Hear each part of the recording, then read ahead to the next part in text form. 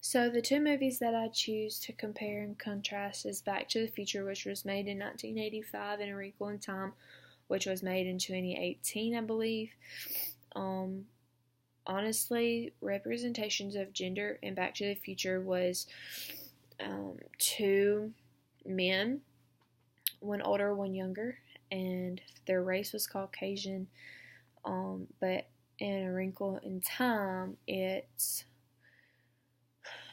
uh, it's a female and a male they're young, they're like children, and their race is the girl named Meg is, I want to say, African American or biracial, but her brother is Caucasian. The sexuality, I mean, both movies kind of doesn't focus on too much on a sexuality conflict or interest or anything like that. It's just, you are a girl, you know you are. You're a boy, you know you are. If you're a boy, you like girls. If you're a girl, you like boys. So it's just kind of something like that. But on their socioeconomic level, is Back to the Future is kind of more of the upper class and then a higher middle class, and then A Wrinkle in Time is probably for, not, I don't want to say the lower class, but pretty much for all classes, but probably the lower middle class. But there were occupations in both of them, teachers, stuff like that. But in A Wrinkle in Time, there's more teachers, but the main characters doesn't have a job because they're children. In Back to the Future, they don't really have a job either because they're too busy going to the future and back. So, I feel like, let's see, I feel like A Wrinkle in Time does better of a representation just because of when you do stuff, time can kind of sit still, and that's kind of what the movie is kind of about when they go in time and stuff like that. They try to follow their dad, and A Wrinkle in Time is like it stops time, but so it is Back to the Future. So, in saying all of that, I believe that they both represent pretty well.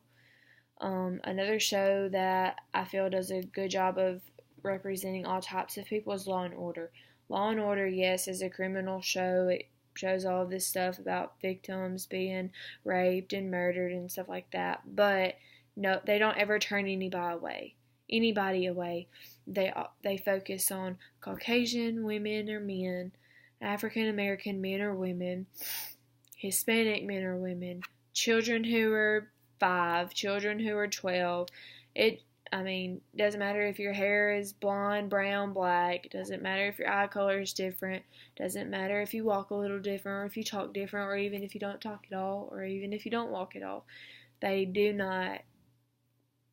don't care. They're going to help you, and that's kind of what I like about that. All of these are sci-fis, and it's in their own way, but I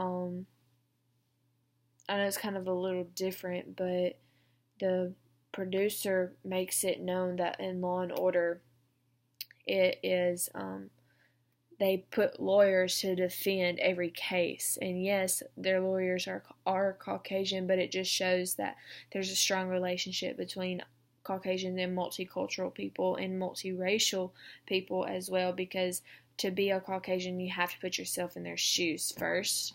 And on every case, it doesn't matter what race they are, what ethnicity they are, what color they are, what gender they are. It doesn't matter about any of that. It just matters that they're a person who is needing to be fought for.